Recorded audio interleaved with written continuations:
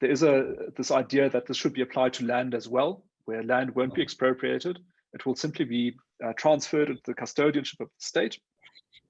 Nobody gets compensated for anything, and if you want to use land, you need to apply to a license for a license to the government, and that is quite a concern to South Africans.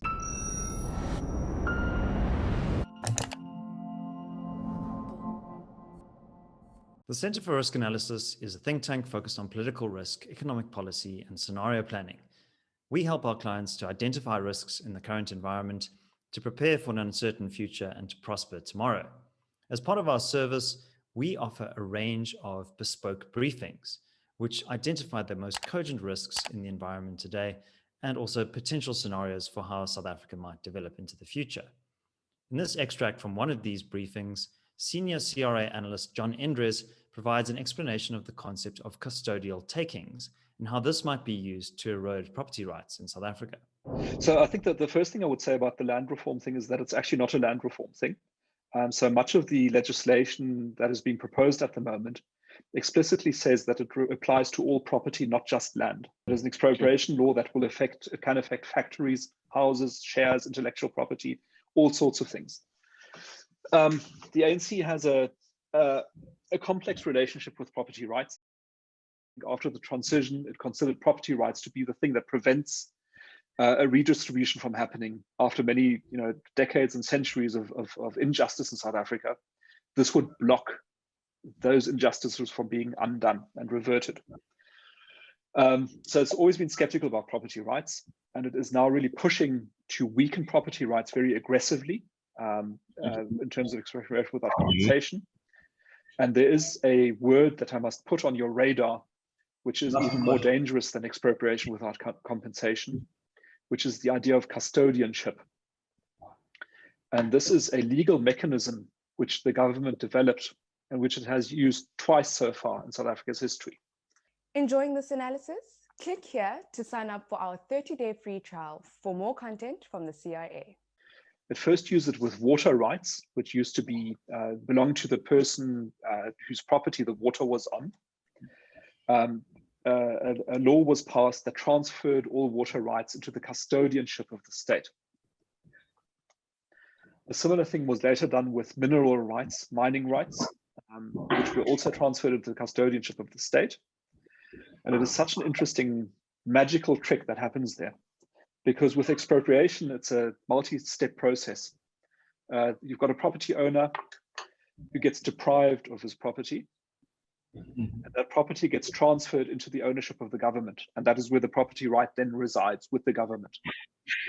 And in exchange for removing this property right from the previous owner, the government is obliged to pay compensation to the previous owner. And that's international law, that's internationally accepted. That's a sort of very, very normal thing. That's how you'd expect things to work. But with custodianship, what happens is that the property owner is deprived of the property right, but that property right is not transferred to the state. It vanishes, it disappears into nothing. And instead of the property right, what is created is a new concept, which is custodianship, which means that the state has a responsibility to take care of this asset on behalf of the entire nation. And it can lease this asset to people who want to use it through a license, for example. And using mineral rights as an example, in the past, you might have had a mine. You had mineral rights to the minerals in that mine. Then the law was changed and you no longer had those mineral rights. They were gone. They disappeared, gone. And now today, if you want to mine in South Africa, you have to apply to the government for a mining license, because the government is the custodian. It has to take care of this resource on behalf of the people of South Africa. And if you want to mine, you apply to the government for permission to mine, and they give you a license. But as you can imagine, that creates a very great gatekeeper function for the government. Because every mining activity has to go through the government. It can be denied, for example, if the person applying is politically unpalatable to the government. It is subject to a lot of corruption, and it is subject to delays and inefficiency in administration. And this has led to a situation where today, in terms of mining exploration, South Africa, which is one of the most endowed countries in terms of minerals, is 6th in terms of mining exploration in Africa, never mind the rest of the world. It's an indictment of this policy. And there is this idea that this should be applied to land as well, where land won't be expropriated. It will simply be transferred into the custodianship of the state. Nobody gets compensated for anything, and if you want to use land, you need to apply to a license for a license to the government, and that is quite a concern to South Africans. Thanks for watching. If you enjoyed this analysis, why don't you get in touch with us to book a bespoke briefing with John Endres at your next client event or internal strategy meeting. There are links in the description below where you can find out more information, as well as in the pinned comment. My name is David Ansara. This is the Centre for Risk Analysis.